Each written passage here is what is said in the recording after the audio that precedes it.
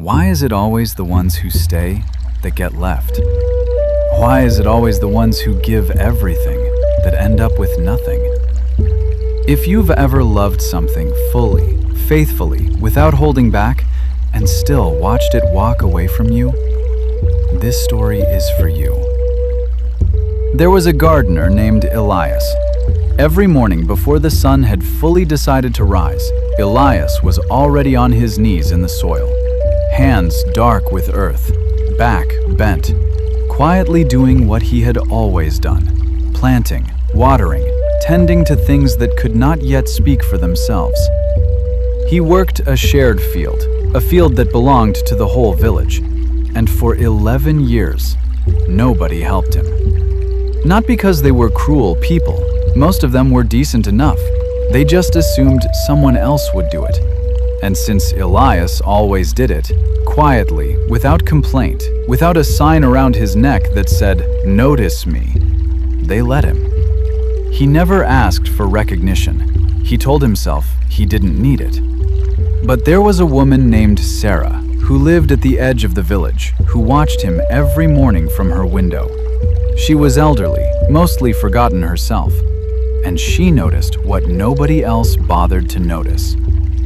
One spring, a merchant came through the village, a loud, charming man named Devon. Devon saw the field in full bloom, roses climbing the stone fences, herbs so thick you could smell them from the road, vegetables so healthy they looked painted.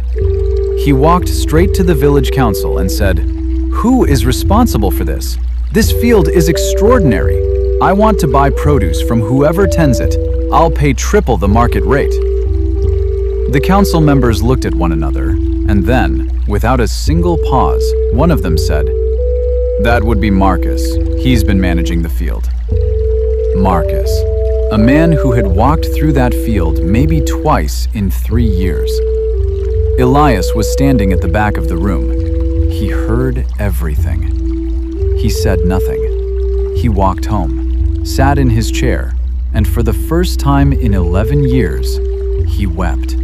Not loudly, just the quiet kind of crying that happens when something you already suspected turns out to be true. Sarah knocked on his door that evening. She was carrying a small clay pot with a single plant inside, a flower Elias had never seen before. Pale blue petals, impossibly delicate.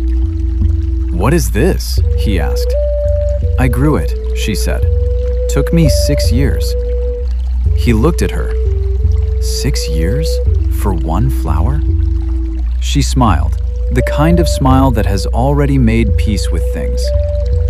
"I watched you every morning," she said. "I saw what you built. I saw what happened today. And I want you to know, the field remembers, even when the people don't." She handed him the pot. "I named it after you. I registered it with the botanist in the city last year. Your name is in a book now, Elias, attached to something that will outlive everyone in that council room." He held the pot for a long time without speaking. Then she said the thing that stayed with him the rest of his life. "The hardest thing about being faithful," she said, "is that it looks like losing. For a very long time, it just looks like losing. But faithfulness doesn't disappear. It goes into things, into soil, into people who are quietly watching, into flowers that take 6 years and carry someone's name forever. The ones who take credit, they get the merchant. They get the moment. But you got the roots." Elias tended the field for 9 more years. Marcus accepted Devon's contract, panicked within a season because he had no idea what he was doing, and the deal collapsed quietly by autumn. Devon came back the following spring. This time he asked around properly. Every person he spoke to, including children, pointed to the same man. The contract Devon eventually signed with Elias was worth more than the original offer. But by then, that wasn't really the point anymore. The flower Sarah named after him spread across 3 regions over the following decades. Botanists wrote about it. Travelers asked for it by name. Long after Elias was gone, long after Marcus was forgotten, long after the council members had dissolved into the ordinary dust of ordinary men who took credit for things they didn't build, the flower was still there, still blue, still delicate, still carrying his name.